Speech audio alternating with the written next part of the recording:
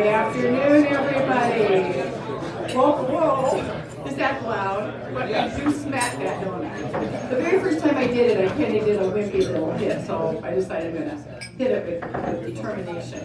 But I want to welcome you to our January 18th meeting of the Rotary Club of Des Moines. I'm President Becky Greenwald. Do you know that January is Vocational Service Month with Rotary? You may know that? Okay. Well, as the second of 5 Rotary avenues of service, vocational service is key to what's behind the motto, service above self. And as Rotarians, we're encouraged to empower others by using our unique skills and expertise to address community needs here and around the world and to help others discover their new professional opportunities and interests. And so the vocational service is more what we do one-on-one within our own roles in the professional world. So there's 2 tools in Rotary that exist to guide us in our vocational service.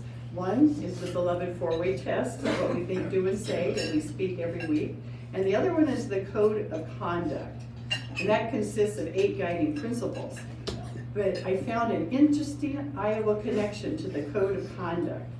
It turns out that the original code of ethics was developed in 1913, and it was Rotary's 13th president, a man named Russell Griner from Kansas City, who wanted to get this going. And so he appointed Sioux City, Iowa Rotarian, Robert Hunt, to lead a committee that was going to draft the code of ethics for Rotary, so that they could present it the following year, in 1914, at the convention in Houston, Texas.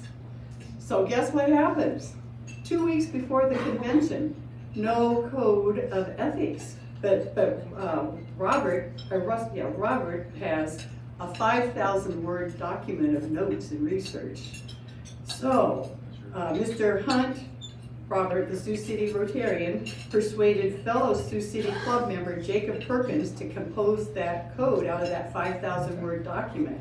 And the story goes, they literally were on the train in Iowa, heading towards Houston, when 6 club members worked overnight, probably with gas lamps in the train at that time, to condense that 5,000 words into what became a 100-word preamble with 11 simple articles. So number 1, not ideal for committee work, but great that they got the job done overnight. But that was then unanimously approved in Houston and then again in San Francisco in 1915. But this is what's very cool, I thought. The Code of Ethics propelled Rotarians as ambassadors of improved business conduct from their clubs into the trades and professions. And it was actually used as the blueprint for the National Restaurant Association's Ethical Business Code. And then since then, many other national organizations took this code that those guys developed on the train ride. Thank good they weren't taking a plane. They wouldn't have had time to do it, would they? But they developed a code that then was taken and was the basis for at least 145 national industrial codes of correct practices that had been developed directly as a result of influence from Rotarians. So Rotarians are credited with raising the ethical standards across multiple trades.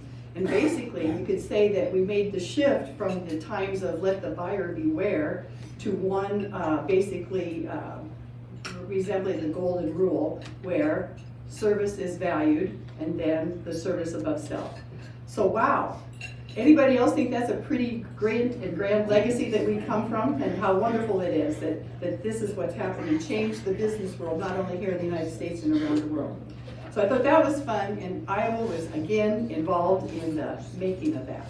So now, Randy, why don't you come up if you would and share some words of inspiration, 5-way test, and we'll do our Pledge of Allegiance. Thank you, Randy. Thank you, President Becky. That's the risk we want to run. Dr. Dorner, are you here? Yes, sir. There he is. We had a great conversation last week, and he was talking to me about how I got interested in cars and our mutual time that we unfortunately spent in the tire manufacturing plants and this thing, one thing after another.